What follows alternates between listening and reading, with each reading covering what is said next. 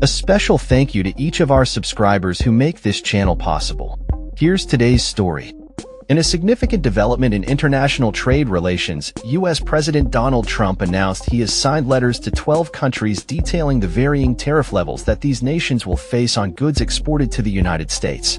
This move, described as "take it or leave it," is set to be unveiled on Monday, July 7, 2025. Speaking to reporters aboard Air Force One during his journey to New Jersey, Trump refrained from disclosing the names of the countries involved, promising that this information would be made public soon.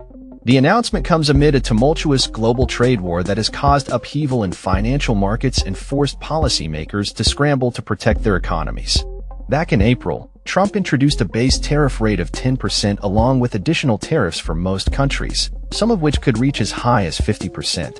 However, in a strategic move to facilitate negotiations, all but the base 10% were suspended for a 90-day period, which is set to expire on July 9th. In a recent statement, Trump hinted that the tariffs could increase to as much as 70%, with the majority expected to take effect on August 1st.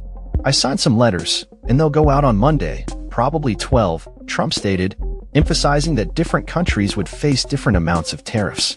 Initially, Trump and his administration expressed a desire to negotiate tariff rates with numerous countries, but the president has since expressed frustration with the process, particularly following setbacks with key trading partners like Japan and the European Union.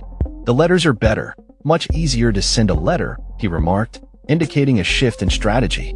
This change in approach highlights the complexities of reaching trade agreements that encompass not only tariffs but also non-tariff barriers, such as agricultural import bans. Historically, trade agreements have taken years to negotiate, but the Trump administration is attempting to expedite this process. So far, the only agreements finalized include one with Britain, which secured a 10% tariff rate and preferential treatment in several sectors, including automotive and aircraft engines. A separate agreement with Vietnam has reduced tariffs on many Vietnamese goods to 20%, down from a previously threatened 46%, allowing many U.S. products to enter Vietnam duty-free. However, efforts to finalize a deal with India have stalled, and EU diplomats have reported a lack of progress in negotiations with the Trump administration. As a result, they may consider extending the current trade status to prevent impending tariff increases. The unfolding situation presents a critical moment for international trade relations, as countries brace for the impact of the new tariffs and the potential for further economic implications.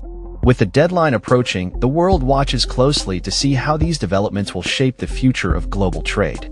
That's all for this story. We upload videos every day covering many different subjects, so hit that subscribe button to stay informed. Thanks for watching.